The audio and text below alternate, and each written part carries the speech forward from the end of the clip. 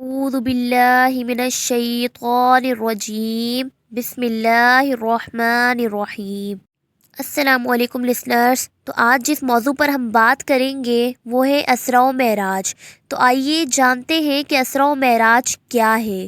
اسراء و معراج ہمارے پیارے نبی حضرت محمد مصطفیٰ صلی اللہ تعالی علیہ وآلہ وسلم کی زندگی کے ان واقعات میں سے ہے جنہیں دنیا میں سب سے زیادہ شہرت حاصل ہوئی۔ واقعہ معراج ہمارے نبی کی زندگی کا سب سے بڑا معجزہ ہے جو رجب کی 27ویں تاریخ کو پیش آیا۔ جی ہاں، یہ وہی دن تھا، یہ وہی رات تھی جب ہمارے پیارے نبی حضرت محمد مصطفیٰ صلی اللہ تعالی علیہ وآلہ وسلم نے اللہ عز و جل کا دیدار کیا۔ تو آئیے اگر ہم اسراء و معراج کی بات کر ہی رہے ہیں تو ہم یہ بھی جان لیتے ہیں کہ معراج کو اسراء اور اسراء کو اسراء کیوں کہتے ہیں۔ تو سب سے پہلے یہ جان لیتے ہیں کہ اسراء کے معنی کیا ہیں۔ تو اسراء کے معنی ہے رات کو چلانا یا رات کو جانا۔ اسراء کو معراج کہنے کی وجہ یہ ہے کہ ہمارے پیارے نبی حضرت محمد مصطفیٰ صلی اللہ تعالی علیہ وآلہ وسلم نے معراج کے متعلق جتنی بھی احادیث بیان کی، اس احادیث کو عریجہ بی یعنی مجھ کو اوپر چڑھایا گیا کے نام سے ارشاد فرمائی، اس لیے اسے معراج کہا جاتا ہے۔ اور اسراء کو اسراء کہنے کی وجہ یہ بیان کی گئی ہے کہ جب اللہ تعالیٰ قرآن پاک میں معراج کے متعلق کوئی بات ارشاد فرماتے تو یوں فرماتے کہ سبحان اللہ اسریٰ بعبدہ لیلا، یعنی ان الفاظ سے بیان فرمانے کی وجہ سے معراج کا نام اسراء پڑ گیا۔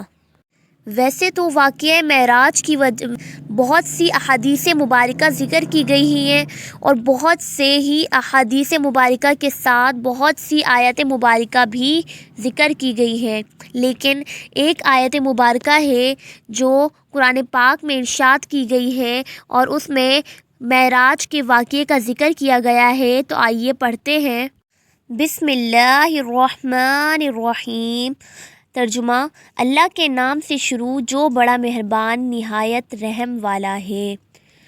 آیت مبارکہ: سبحان الذی اسریٰ بعبدہ لیلا من المسجد الحرام الی المسجد الاقصی الذی بارکنا حولہ لنریہ من آیاتنا انہ هو السمیع البصیر۔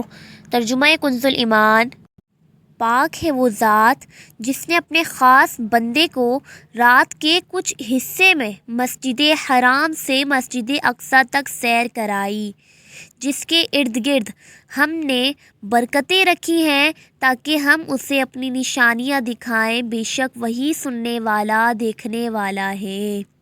تو اس آیت مبارکہ میں اگر ہم پڑھ رہے ہیں تو اس آیت مبارکہ میں آپ نے سنا ہوگا کہ سبحان کا ورڈ استعمال ہوا ہے۔ تو سبحان کا جو لفظ استعمال ہوا ہے، ویسے تو سبحان اللہ کی بہت سی فضیلتیں ہیں، لیکن ایک فضیلت میں آپ کو بتاتی ہوں احادیث مبارکہ کے ذریعے کہ حضرت جابر رضی اللہ تعالی عنہ سے روایت ہے کہ نبی کریم صلی اللہ تعالی علیہ وآلہ وسلم نے ارشاد فرمایا، جس نے سبحان اللہ العظیم وبحمدہ کہا تو اس کے لیے جنت میں ایک درخت اگا دیا جائے گا۔ سبحان اللہ، دیکھیے کتنی پیاری بات ہے، سبحان اللہ کی فضیلت بتائی گئی ہے۔ ویسے ہم دن میں کتنے کام کر رہے ہوتے ہیں، اگر ہم سبحان اللہ کا ورد کرتے رہیں تو ہمیں کتنا زیادہ ثواب ملے گا نا۔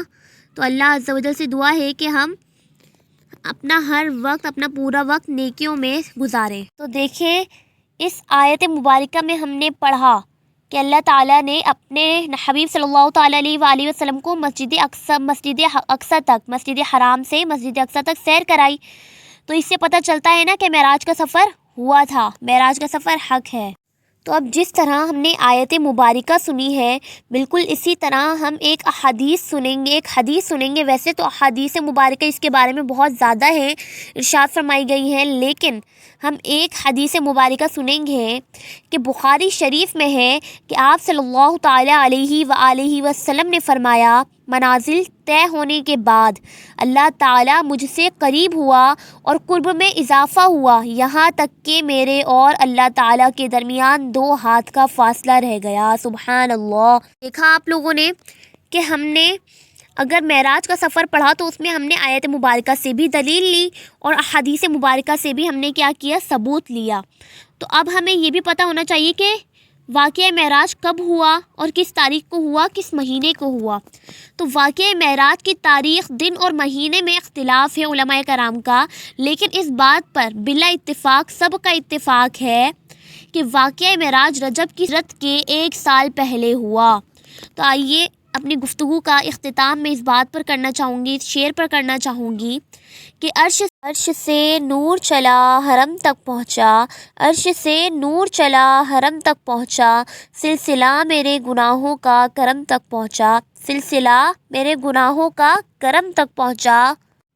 تیری معراج کے تو جانے کہاں تک پہنچا، تیری معراج کے تو جانے کہاں تک پہنچا، میری معراج کے میں تیرے قدم تک پہنچا۔ سبحان اللہ۔ صلو علی الحبیب صلی اللہ تعالی علی محمد صلی اللہ علیہ وآلہ وسلم۔ بالکل ایسی ہی اور انٹرسٹنگ ویڈیوز دیکھنے کے لیے ہمارے چینل کو سبسکرائب کریں۔ Thanks for watching.